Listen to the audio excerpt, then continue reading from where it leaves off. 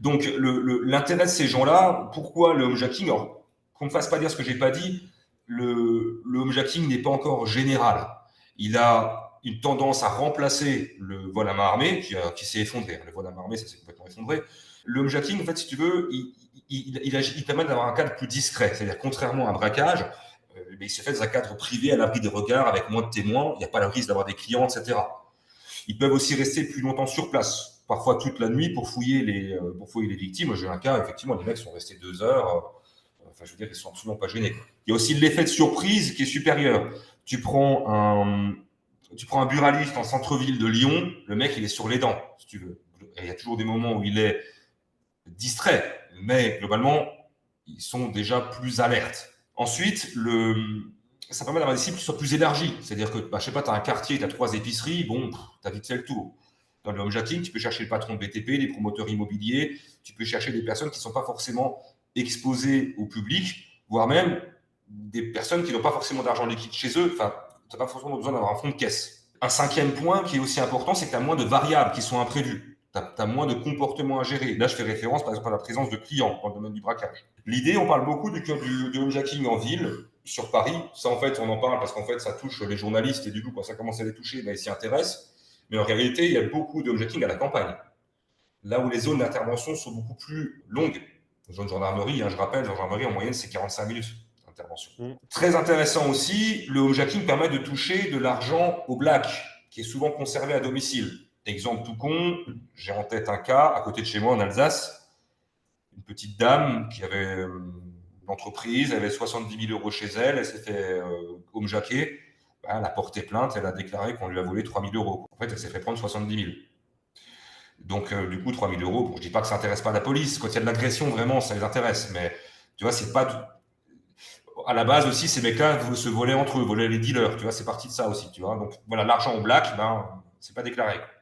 Ça permet aussi de faire des fraudes, on va dire numériques, c'est-à-dire de pouvoir prendre, on va dire, des cartes bancaires, effectuer des retraits, transférer des fonds. Tu peux jouer sur plusieurs tableaux, tu peux très bien taper, on va dire, le coffre de la victime, tu peux très bien prendre sa carte bancaire, etc., chercher quelques euros. En fait, dans le jacking, il y a vraiment un paradoxe, c'est-à-dire que tu vas avoir vraiment du vrai braqueur ou alors vraiment de la petite frappe, mais qui par contre est ultra violent. Et qui compense souvent son impréparation par de la violence, justement. Ils sont d'autant plus violents quand ils n'ont pas forcément d'informations sur vous. L'homejacking idéal, si tu veux, Pierrot, c'était il y a 20 ans, les mecs toquaient à la porte, tu étais vigneron, ouais, bonjour, écoutez, voilà, on est là pour ça, on sait ce qu'on a chez vous, faites pas le con, vous êtes assuré. Limite, si tu prenais un œil au beurre noir, c'est le bout du monde. Aujourd'hui, plus du tout. On est sur l'Amérique latine, on est sur la mexicanisation de la société, si tu veux. Vol numérique, j'ai dit. Les victimes sont préparées. Un exemple tout bête, la Pierrot, je suis en train de te parler. Si un mec qui rentre chez moi à cet instant, je ne suis pas alerte. Tu Bien vois, sûr, bien sûr. je ne suis pas sur mes gardes. En fait, c'est au moment, justement, déjà, on n'est pas habitué à ce niveau de violence et on n'a pas forcément le temps de résister. Deux derniers points, et c'est à mon sens les plus importants, c'est que le homejacking est le meilleur moyen de cambrioler malgré les systèmes d'alarme. Pourquoi tu irais mettre en place des compétences pour pouvoir déjouer, mettre des brouilleurs, sachant que le brouilleur, ça brouille l'alarme de la victime, mais ça brouille aussi tout ce qui est aux alentours. Et ça peut alerter, effectivement, ça peut brouiller les fréquences de secours et ça peut alerter plus. C'est ça enfreint la discrétion. Finalement, moi, je toque à la porte, je fais passer pour un livreur. Bonjour madame, coup de poing, ça permet d'agir lorsque l'alarme est désactivée. Et enfin, pareil, pourquoi j'irais apprendre à ouvrir des coffres-forts avec les compétences que ça demande, avec un système d'alarme qui s'est déclenché, alors qu'en fait, je peux me la faire ouvrir de la main même du client. Ouais. On revient toujours au prédateur qui essaye de maximiser son Exactement. effort et son bénéfice Exactement, c'est ça. en ayant un C'est, en fait, on mécanisme. parle tout à fait. Tu m'enlèves les mots de la bouche parce qu'en fait, on parle souvent de bénéfice-risque. Alors, il est vrai que dans l'homejacking, il y a du risque. C'est en moyenne 40% de taux d'élucidation, là où le cambriolage classique, c'est entre 8 et 13 selon les régions et les périodes. L'homejacking, tu vas aux assises, hein. C'est clair. Par contre, ces gens-là, étant donné qu'ils ont de moins en moins, ils sont de plus en plus désinhibés et que le risque, si tu veux, ça leur passe un petit peu au-dessus de la tête, je parle des équipes agissantes. Parce qu'encore une fois, les équipes commanditaires ne sont pas celles qui vont aller sur le terrain. Souvent, les mecs, ils sont recrutés sur Telegram, on dit, OK, là, tu vas taper là, il y a une montre, il y a machin, à telle heure, machin. Et les mecs, ils y vont. Mais effectivement, le sujet, c'est l'effort et le bénéfice.